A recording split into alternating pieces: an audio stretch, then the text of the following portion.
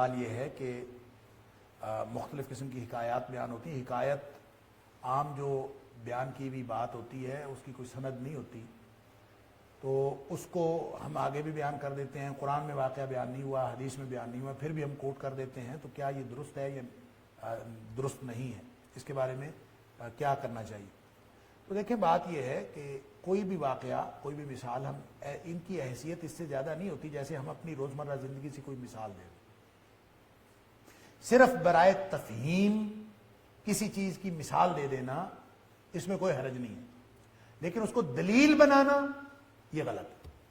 دلیل صرف کتاب و سنت ہوگا، اللہ کا قرآن اور نبی کریم صلی اللہ علیہ وسلم کی صحیح حدیث، یہ ہے دلیل۔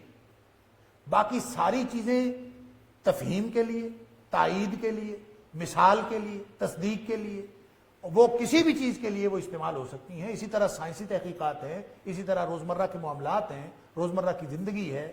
آپ کسی بھی چیز کو کسی بھی جگہ کوٹ کر سکتے ہیں، اور تفہیم کے لیے ظاہر ہے بہت دفعہ ایسا ہوتا ہے کہ آپ کوئی چیز سمجھانا چاہتے ہیں اور مثال دیے بغیر وہ نہیں سمجھ میں آتی۔ ارد گرد کی چیزوں کی مثالیں اللہ تعالیٰ نے قرآن میں بھی دی ہیں۔ افلا ينظرون الى الابل كيف خلقت، اونٹ کو نہیں دیکھتے کیسے پیدا کیا۔ اب دیکھیں اللہ تعالیٰ کی وحدانیت کی بات، اور پہاڑوں کی بات کہی کہ اس کو نہیں دیکھتے کیسے گاڑے گئے ہیں، آسمان کو نہیں دیکھتے کیسے بلند کیا۔ یہ مختلف چیزوں کی مثالیں ہیں، تو مثالیں دینے میں کوئی حرج نہیں۔ قرآن نے اور بھی بہت ساری مثالیں دی ہیں کہ اس عورت کی مثال آپ دیکھیے جس نے اپنا جو ہے وہ سارا کا سارا کاتا ہوا سوت جو ہے وہ ٹکڑے ٹکڑے کر کے پھینک دیے، یعنی خود ہی اپنے کیے ہوئے اعمال جو ہے وہ ضائع کر دی۔ تو سوت کاٹنا چونکہ عام ایک عمل تھا جس پر سب لوگ سمجھتے تھے کہ سوت کاٹنے میں کتنا محنت لگتی ہے، کتنا ٹائم لگتا ہے، اور کتنی قیمتی بات ہے کہ ایک شخص نے معاشی طور پر اس ماحول میں کہ وہ سوت کاٹ کے رکھے، تو اسی کو اپنے کاتے ہوئے سوت کو کوئی ٹکڑے ٹکڑے کر دے اور پھینک دے، تو گویا اس نے کتنا بڑا نقصان کر لیا۔ تو یہ بطور مثال ہے۔ اب اس کو ایسا نہیں آپ کہا جا سکتا کہ کسی جگہ پہ اگر کوئی سوت نہیں کاتا جاتا، یا کسی جگہ پہ اگر سوت کاٹنے کو معاش کا ذریعہ ہی نہیں سمجھا جاتا، تو ظاہر ہے کہ ان لوگوں کو اس بات کی پوری تفہیم نہیں ہوگی، اور وہ لوگ ان کو کوئی اور مثال آپ دے سکتے ہیں کہ جو اس دور کی مثال ہو۔ تو لہٰذا یہ مثالیں، یہ حکایات جو بھی کسی چیز کی تائید کے لیے، تفہیم کے لیے دی جانی چاہیے، یہ کوٹ کیا جا سکتا ہے، لیکن یہ دلیل نہیں ہوتا۔ لیکن وہ سلامتی کا راستہ، ایک سید مودودی کا ایک علیہ الرحمہ کا ایک چھوٹا سا کتابچہ ہے، اس میں انہوں نے وجود باری تعالیٰ کے بارے میں دلیل دی تھی۔ اب دیکھیں، اب وہ کوئی یہ لکھا ہوگا انہوں نے کہ 50s 60s میں 1950 کی دہائی میں یا 1960 کی دہائی میں انہوں نے لکھا ہوگا۔ اس میں انہوں نے مثال دی تھی کہ کسی آپ ایسی ریل گاڑی کا تصور کر سکتے ہیں کہ جس کا نہ کوئی ڈرائیور ہو، نہ کوئی کنڈکٹر ہو، نہ کوئی اس کا جو ہے وہ پھر بھی وہ چلتی جا رہی ہو، کسی کا تصور کر سکتے ہیں؟ تو ظاہر ہے کسی ایسی گاڑی کا تصور نہیں کر سکتے، تو اس کا مطلب اس کائنات کا بھی ایک ڈرائیور ہے، اس کو چلانے والا ایک خالق ہے۔ خالق کی ایک وجود باری تعالیٰ کی ایک دلیل دی تھی، ایک مثال کے ذریعے سمجھایا تھا، دلیل نہیں دی تھی، مثال کے ذریعے سمجھایا۔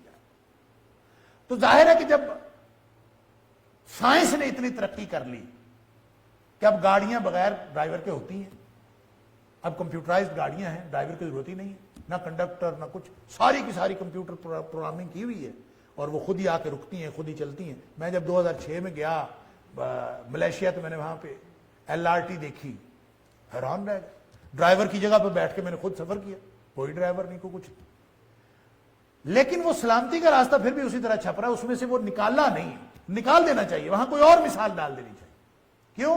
کہ وہ مثال اس دور میں وہ قابل فہم تھی، اب وہ قابل فہم نہیں۔ البتہ اس کی یا اس کی اگر مزید وضاحت ہو جائے کہ آج کل کی ہمیں جو گاڑیاں ملتی ہیں، یہ جو کمپیوٹرائزڈ گاڑیاں، تو وہ بھی ایسے نہیں ہے کہ ان کو کوئی کنٹرول کرنے والا نہیں ہے، پیچھے ان کا بھی ایک کنٹرول روم ہے، کنٹرول کرنے والا ان کا بھی ہے۔ تو یا یہ ایڈ کر کے سمجھا دیا جائے تو یہ مثال پھر قابل تفہیم ہو جائے گی، لیکن اگر صرف ویسے کر دیں گے تو عامی آدمی کہے گا کہ یہ دیکھیں یہ غلط بات ہو رہی۔ تو یہ چیزیں مثال کے طور پر اس طرح کے واقعات، ارد گرد کی چیزیں، ماضی کی کوئی بیان کی ہوئی کہانی، اس کو بطور تفہیم کے بیان کیا جا سکتا ہے، بطور تائید کے، بطور تمثیل کے، لیکن بطور دلیل کے اور استدلال کے بیان نہیں کیا جا سکتا، اور نہ وہ دلیل ہوتے ہیں۔ واللہ اعلم بالصواب۔ اللهم اهدنا بالقرآن العظیم، اللهم ارحمنا بالقرآن العظیم، اللهم انفعنا بالقرآن العظیم، اللهم اجرنا من النار بالقرآن العظیم، اللهم اجرنا كلنا من النار بالقرآن العظیم، اللهم ادخلنا الجنة الفردوس بالقرآن العظیم، اللهم ادخلنا كلنا الجنة الفردوس بالقرآن العظیم، اللهم ادخلنا كلنا الجنة الفردوس بالقرآن العظیم، اللهم اجعل القرآن لنا إماما ونورا وهدى ورحمة، اللهم اجعل القرآن ربيع قلوبنا ونور صدورنا وجلاء أحزاننا وذهاب همومنا وغمومنا، وصلى الله تعالى على خير خلقه محمد وآله وصحبه أجمعين، آمين آمين برحمته.